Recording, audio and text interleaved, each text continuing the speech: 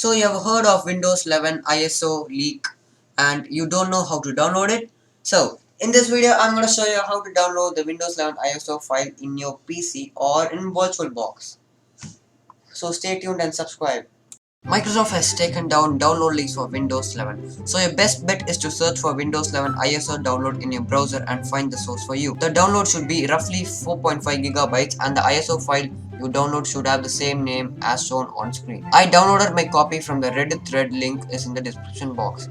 Now with that out of the way, let's discuss what you'll need. You'll need an 8GB or higher capacity USB stick and a desktop or laptop PC with at least 2GB of RAM and a decent processor on your existing machine. You will need an application called Rufus. The downloaded copy of Rufus is also in the video's description. This will allow you to make a bootable USB stick that you can use to install Windows 11 with Rufus installed. You need to select the following options and then select Start. Give this few moments to prepare and set up your bootable USB depending on the speed of your computer and the USB stick. This could take anywhere from a few minutes to about 15 minutes, and once that is done, the hardest part of the process is out of the way. Going forwards, I will be using an Oracle virtual machine. You can still follow the exact same steps on a physical computer. At this stage, you can reboot your computer and it should automatically boot into the installation USB that you just created. The new installation screen is a big improvement over the options for Windows 10, though we can definitely see that in this leaked build there were still some legacy UI elements left over,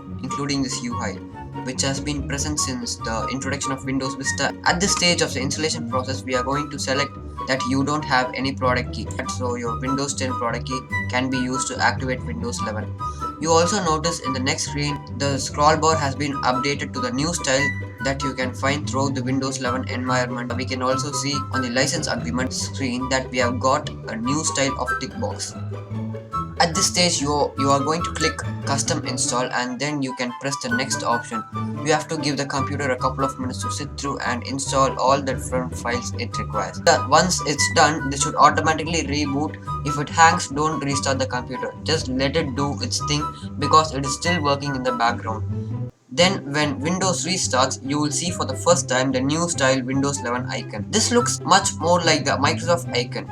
And then after a few minutes, you will be presented with a new Windows 11 out-of-the-box experience. Here we can see the UI has changed drastically, though it's still the exact same options. You will recognize from Windows 10 we have got fancy new animations as well as much more vibrant and colorful menu.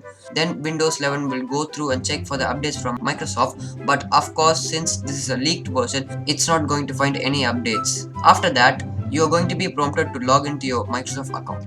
So now you create a pin of your choice and select setup new device and hit next. So now it will load up, so hit no and no as it is a leaked version.